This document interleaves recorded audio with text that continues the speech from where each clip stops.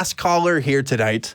I want to go to Aaron, calling from Seattle, Washington. Hey, Aaron, what's going on? Hi, Dan. Hey, what's going on? Nervardia? Yeah. Hi, Aaron. How are you? I'm doing okay. So I heard your calls with, I forget her name, but a few shows ago with someone talking about Tolpas. That was probably Laura from Arizona who was calling about her Tolpa. Yeah. And I thought it was kind of interesting because I've been listening to ACA shows for a while. Nervardia is asking what a Tolpa is. That's probably a good place to start. So it is. Well, Aaron, what would you say a Tolpa is? Because I have a definition. Some people have tried to change that a little bit, but it's come up quite frequently on this program. Yeah. So I don't entirely agree with what Laura was saying about them. I think she has a few beliefs about Tolpas that don't line up with mine. So my definition would be it is an imaginary friend that you make on purpose. Yeah. Okay. Yeah. I think that's what it is for a lot of people. I think depending on the cultures and stuff, it actually, that definition is going to change a little bit. It's kind of like religion. You know, it's going to be different in different places. But yeah, Tolpas are like beings that are either created or exist prior to your knowledge of them that are recognized by kind of being in your head, essentially. Like they're mental beings that manifest within someone's mind that only one person can see. I don't know of two people that have had the same Tolpa or anything that have talked to them, right? It seems to be localized to one person per Tolpa. But yeah, that's kind of the extent of it. It's like an imaginary friend, but for real though, would be like my Urban Dictionary definition of it. But anyway, Aaron, hopefully that's good for you, Aaron. What about Tolpa specifically did you want to talk about? Sort of. I kind of have a problem with the for real though. Oh, for real? Okay. That's editorializing on my part. But yeah. Well, no, it's just because like a lot of people approach it with the idea that Tolpas are like a thing that exists either like outside of their own head or as like a metaphysical concept. Yes. Yeah. I view it as purely psychological. I do too. Something that you're doing with your brain that not everyone necessarily does, but they could do if they wanted to. There's nothing magical about it. Right. Yeah. That's my understanding as well. Yeah, they were. Like, I don't think that they have the ability to think separately from your own brain. They can't know stuff you don't know. They can't think things without you being aware of it, if that makes sense. Yes. I know a lot of people do believe that. I think Laura was saying that.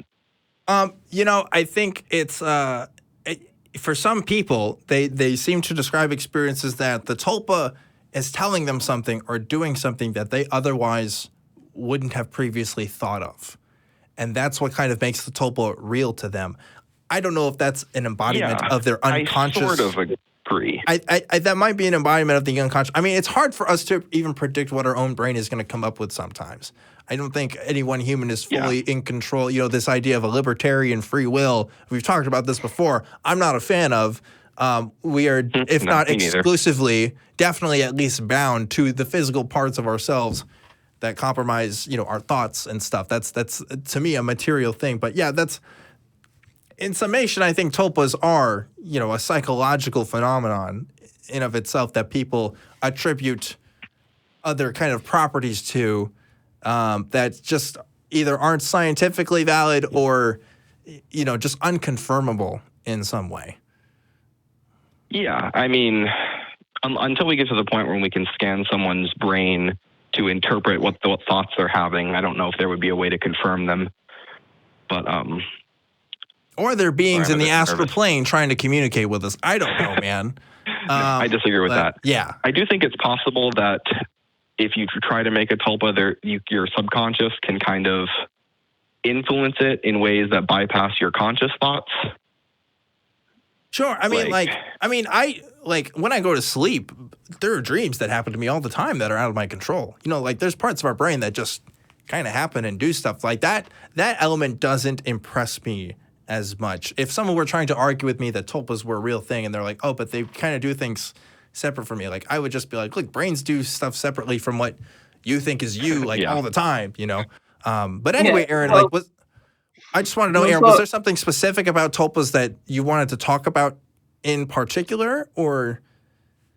There were two things that I wanted to bring up. Okay. That I think kind of help put it in perspective and make it seem a bit less weird to people who might be skeptical about it. Mm-hmm. One is, has Eric made you play D&D yet? No.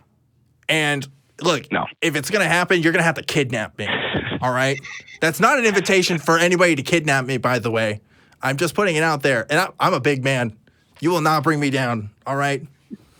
I have to be willing. I have to be consenting. And maybe it'll happen. We'll see.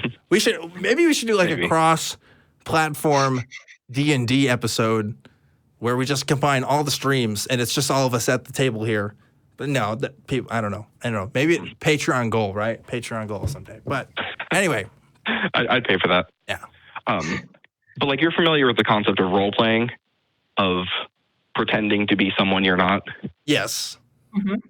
Acting. I'd say like making a Tolpa is just the act of role-playing so much that being this other person comes naturally to you almost as much as being yourself. Okay. I'm trying to follow through with that. Yeah, I mean, like, it is... Like, you're used to your own personality, but you have the ability to kind of pretend to be someone else and think, well, what would they do in this situation? What would they think in this situation? And if you do it with the same personality enough, it can come to you like really easily. You barely have to think about it. Yeah. Like if I was to improv with you or Nervardia, like I'm some sort of, I don't know, ship captain or something, and you start asking me questions, I'm going to think like, oh, what would that, I mean, like, it's like kind of like what they do at Disney, I guess. You know, like you can go up to somebody and they're dressed as like Cinderella or something, and you can ask questions about the movie. And I'm sure a lot of that stuff is scripted, probably most of it, you know, with the kind of responses they have. But I'm sure they have to go off the cuff every once in a while and they kind of get into the role. So yeah, I can see how a Tolpa could be kind of an extension of that. That makes sense. Mm. And that leads into the big thing that I wanted to say is that there have been like a relatively common thing where novelists who will write the same characters for long periods of time, they get to the point where they're so familiar with the personality of the character that they can kind of have conversations with them in their head in order to figure out like what the character would do in a certain situation. And I think that kind of, it puts it in perspective. Yeah. To say that like people end up making like kind of low grade Tolpas on accident all the time. Huh. Yeah, that makes sense. Well, that's an interesting point to make, because my name, Nervardia, is not actually my name. My real name is Meredith. And Nervardia was actually a character in a book that I started writing when I was 10 years old. So in a way, I suppose you're kind of right in that sense. You know, it's funny. My real name isn't Objectively either. You know, it's not. Yeah. Really? Yeah, people. Wow. It's a surprise when it comes up, but it's, you know, it's true. But yeah, I guess if you're a writer of fiction, this kind of stuff can come naturally to you.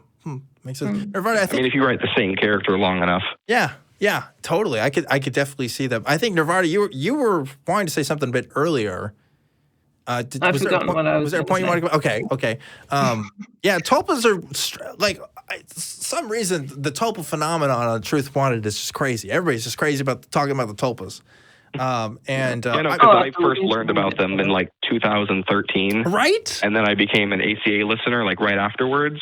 And I was like, oh, that's a weird thing for it to pop up from two different directions in my life at the same time. Yeah, you know, like that's when I first, like, I can't remember what subreddit, but I remember reading about it on Reddit back in the day in like high school. I went to high school, but you know, in the 2010s, and like, that was just kind of a thing, along with like Otherkin and some other stuff. You know, where kind of these like weird stuff was like first entering people's kind of mainstream consciousness, I think.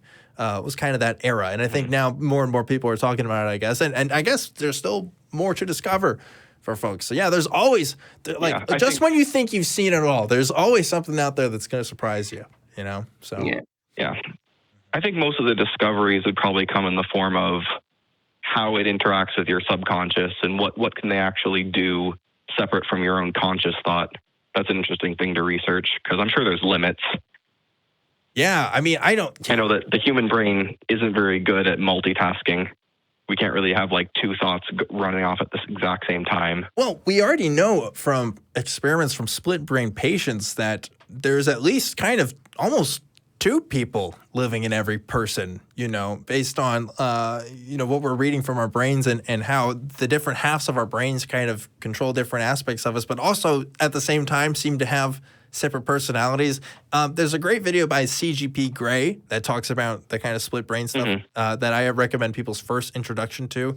And there's some other stuff like just watching stuff about that kind of stuff is fascinating because to me, it comes back to the idea of like a soul. People always talk to me about my soul and where it's going and stuff. And it's hard for me to imagine what a soul would be if I seem to be made of this kind of material stuff, especially if, my brain is a huge part of that. So I don't know, but that's kind of a side tangent. Anyway, Aaron, I want to thank you for bringing up Tolpas yet again. I don't know when we'll stop talking about Tolpas. I guess the next big thing that comes around, maybe we'll start. I want to talk to somebody who had an otherkin experience or believe that, because I think that would be really cool. But until then, Aaron, thanks again. I don't know anything about that, but I'd be interested in hearing it. I'd be interested in hearing that too, because I don't know anybody personally. I've just seen, stuff online about it. But yeah, thanks again, Aaron, for calling into the show about that.